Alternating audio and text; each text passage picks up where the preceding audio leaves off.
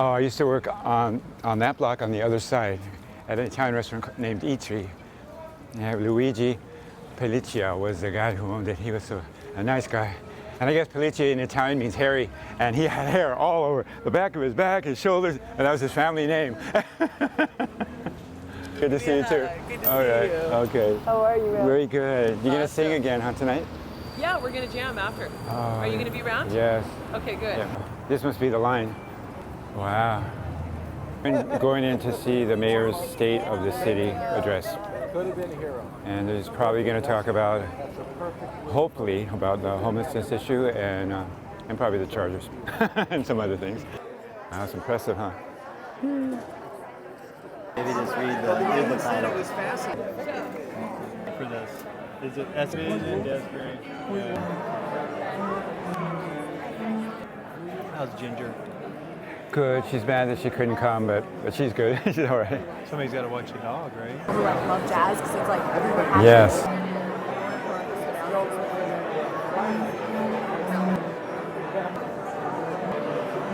And welcome to the historic Balboa Theater.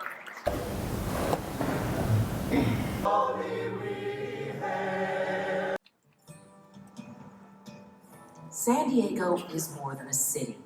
Please welcome your mayor, Kevin L. Faulkner. Great energy tonight. Thank you for coming out. Kind of a busy day. I will tell you, before we go any further, I want to say one thing about today's news. At the end of the day, Dean Spanos was truly never willing to work with us on a stadium solution and demanded a lot more money than we could have ever agreed to. We live in a great city, and we will move forward. San Diego didn't lose the Chargers just lost San Diego. But here's the truth about next year's budget. San Diego's economy is growing. Sales tax revenue, property tax revenue, and tourism revenue are all up. But all of this revenue growth and more will be entirely consumed by this year's increased pension payment. It's a stark reminder that political negligence from the past continues to haunt us. So to the council, I say this: it is going to be a lean budget year, and we cannot kick the tough decisions down the road. And so tonight, I'm urging all of my colleagues to join me in responsibly balancing this year's budget. People who love San Diego and want to live in San Diego should not be priced out of San Diego. So I'm going to say something now that mayors have traditionally been afraid to say. We need to build more housing.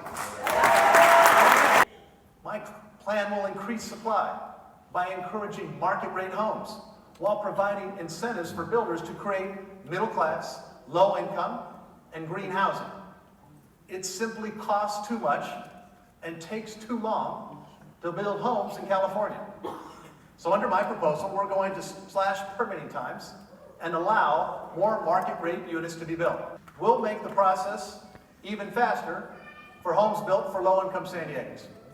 City planners will now be able to approve these permits, a change that can reduce the process from years to months.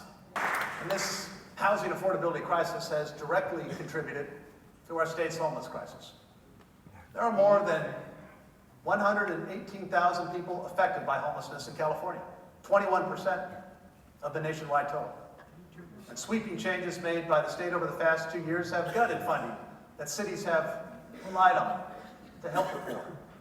The consequences for California's cities can be seen in our shelters and on our streets. The homeless crisis did not start overnight, and it won't be solved overnight. But there is more that our region can do and will do. Because this, ladies and gentlemen, is an unprecedented problem that demands an unprecedented level of cooperation. We need San Diego's business community, care organizations, the city and the county to all come to the table. We must channel the fundamental decency of San Diego's people into compassionate and collective action. We must lift up the neediest among us and carry their burdens as our own. We must make reducing homelessness our region's #1 social service priority. Solving homelessness is complicated because it's often the symptom of a much deeper problem. And tackling homelessness means tackling mental illness. It means tackling addiction. It means tackling poverty. It means tackling some of the most vexing and deeply personal issues that a person will ever face. And over the last year, the city, the Housing Commission, the Chamber of Commerce, and landlords have specifically focused on helping homeless veterans. Despite a historically tight rental market, I'm proud to say that 750 veterans have received housing vouchers so far. That's hundreds of people who just a year ago had nowhere else to turn, and now are getting off the streets into safe, and dignified, and permanent housing. It's proof that when we work together, get creative, and break down bureaucratic silos, we can make progress. And we need to replicate this on a much larger scale. Because there are dozens of nonprofits, faith-based organizations, and government agencies that care for San Diego's homeless. And they are wonderful groups that are united by a common goal. But this crisis has revealed that our current network of social service programs is simply not built to handle this many people on our streets. So tonight I'm announcing that my administration is going to work with our partners to get people into permanent supportive housing by finally linking together all of our homeless service providers. And with the support of the City Council, we laid the groundwork for this in my first budget, because we funded the first regional database for homeless services, a move that will bring transparency and accountability to homeless agencies that receive city funding. And this year, we're taking that system live. Finally, we're going to know in real time which beds are available each night. And the city is partnering with the 211 information system to establish a 24/7 hotline in the next few months that will make this information available to the public, especially those that need shelter. And we need more mental health resources too.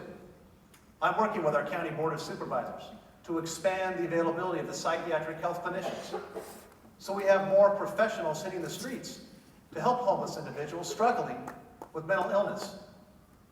This needs to be a regional effort, and I want to thank the entire County Board of Supervisors for joining the city in addressing this crisis head on. Thank you, Board. Being homeless is not a crime, but drug use, theft, and other quality of life crimes cannot and they will not be tolerated. And that's why we're working to expand a program that former City Attorney Jan Goldsmith and City Attorney Mara Elliott and I launched last month. The SMART program. It offers homeless persons who repeatedly commit misdemeanor crimes a chance for housing, substance abuse, and recovery programs. It's an off-ramp where folks can choose to accept life-changing social services as an alternative to the criminal justice system. Because we will always seek to offer care as the first resort, not the last. We will also enforce the law because we must protect all of our citizens, especially the unsheltered men, women, and children who are often the most susceptible to crime. The streets belong to all of us. And for the welfare of both the homeless and the general public, we should not, we cannot, and we will not hesitate to keep them safe.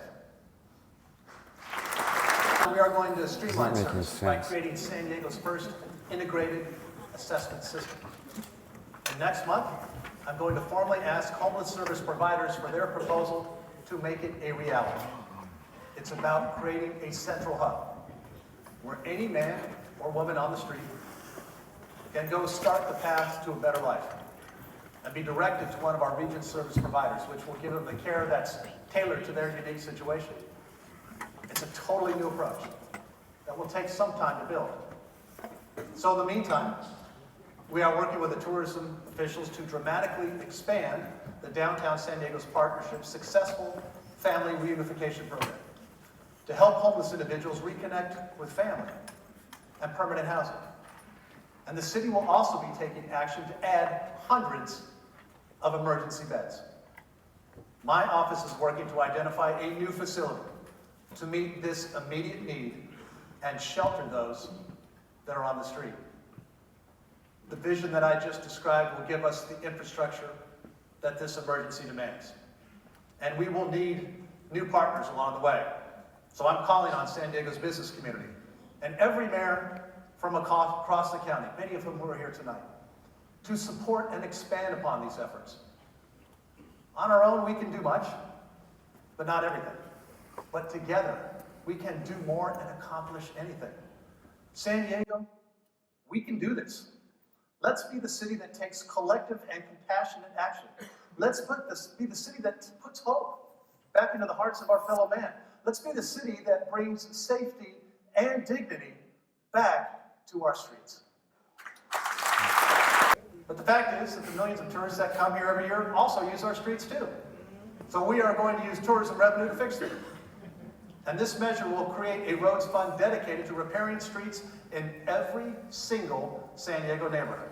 And we will also tap our San Diego's thriving tourism industry to support our new homeless care ecosystem without hurting our economy.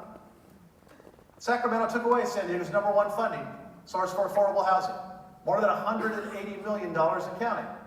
The state killed our redevelopment program to balance the budget. Yet meanwhile, we haven't yet received a penny of the millions promised from Prop 47 funding for drug rehabilitation and mental health care. My plan will start restoring the homeless funding we've lost and put more revenue behind efforts to house San Diego's homeless. Because I'll tell you what, experts agree that this type of investment will save taxpayers money.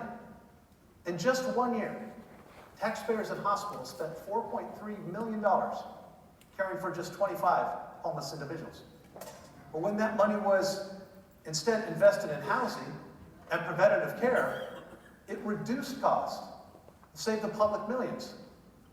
This is not only the fiscally responsible thing to do, it's the right thing to do.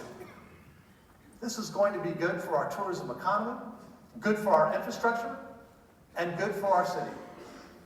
I'm going to present the measure to the City Council this year so they can place it on the ballot. Together, we will invest in helping the homeless and save taxpayers money. Together, we will pave our roads, and together, we will finally expand San Diego's Convention Center. It is a new day in San Diego. Let's make it count, and let's make it ours. Thank you. Hey, Tony. Hey, Michael. So this gentleman Yeah. had his stuff thrown away the other day simply Twice. because he left his stuff on the street on one of the encampment suite days. You know, and you know, I drive by him at night, and him and his girlfriend are out there sitting on all you could muster with some cardboard because that's all you had left, right? Yeah, that's correct. Ginger yeah. was in her on a shorts. rainy night. Yeah. Yeah, it's a shame. So I wanted to actually talk to you next week about that. The perception that there's more sweeps going on right now. What do you think that there's more sweeps going on? Yeah, yes, it's true. He mentioned that this tax on the hotel, it was hotel and visitors, where it's going to go on these three things: the streets, the convention center, and the homeless. I think that homeless was just thrown in there to appease, to say he's doing something. But I bet the percentages he didn't mention. The other two are going to get most of that money. It's going to the other two. The convention center and the streets are going to get probably most of that money. I don't think it's going to really make a big dent in. And the 100 emergency beds, there's 1,000 homeless people on this. I mean, that's not going to do anything either. And then another thing. So you weren't too impressed with what you heard? I was impressed with him as a mayor and all the other things he talked about. He's a dynamic speaker. I like the line San Diego. The Chargers lost San Diego, or however he said it. That was a good line. That was a good line. Good speaker. But the homeless issue, I felt he just brushed over that. He spent a lot of time on it, but didn't really say. He's knowledgeable, obviously, but he didn't really make any concrete promises. The way I see it, I don't know. He talked about the humane treatment of people, homeless people, but yet he has the power to stop them from taking our things and stop them from arresting them for being homeless. He did say homelessness is not a crime, yet you can be thrown in jail for sleeping on the streets. I mean, it doesn't make sense. The two different things. Other communities are putting together billion-dollar bonds for homelessness. They're passing them. They're moving forward quickly. This isn't good. This is going to take a long time before anything is actually fun. Like LA did a bond, didn't they? Yeah, $1.2 billion, Prop HHH. Yeah, right. The county is following up with a 1/4-cent sales tax increase they're putting on the ballot this year to help fund supportive services to go with the city's money. So the county and the city, that is real action on homelessness. It's quick, and it's putting real dollars out into homeless services very quickly. And is it This is an if come Yes, maybe. sir. We keep getting in each other's way. I know, it's all right, it's all right. Shall I pull my umbrella there? Oh, it's you again.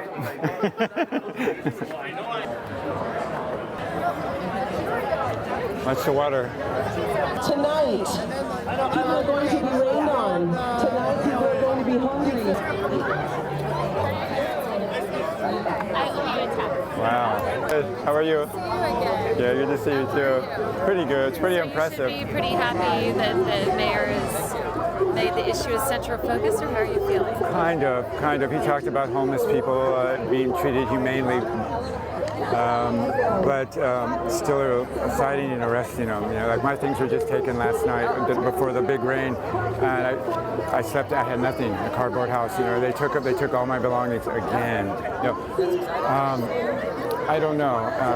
That's not humane treatment. Yeah, I mean, I know he's aware of the issue, and he's looking at it. He's aware of the numbers for sure, and he talked about the 25 people costing the city so much money, and I understand that, but that's only a small percentage of homeless, like me. But what you're doing is so important. It's important that there be a face to the issue, and that people get to know and personalize the issue more, and understand it. And know that we all have to be on board. We all have to do more and push harder. Stacey Spector was really tired from hours and hours of talking with the mayor, and she wants to talk to us, but she says that they're looking at this homeless issue and spending a lot of time on it, and that the mayor, in her opinion, is in 100%. He's in. We'll have to wait and see. I guess the thing is, you have to wait and see. Because so far, nothing is concrete. Nothing. You can just walk in here, general public.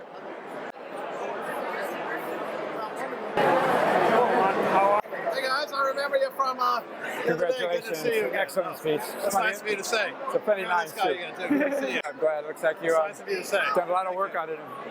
We do have a lot of work, but the whole focus was how do we get the city, the county, everybody else working together and providing the help and the support. So thank you for saying. Dynamic speaker. Excellent. It's nice of you to say. We got a lot of work to do, but we do it when we can cut through a lot of the bureaucracy, and my job is to help actually with results and some of the help in the services. So thank you. Thank you, sir. It's nice of you to say. Okay. God bless. Okay. Thank you. God bless. Thank you. Yeah, I just met the mayor, and he seems a little relaxed. It's all over with now. Now's not really the time to get into all the particulars about what he said. I would like to ask him some questions, but for now, he did a good job. He studied. He obviously knows the facts that we've come to know, and about homelessness, and he seems willing to address it. The future to the right of me is now the past to the right of me. I said love.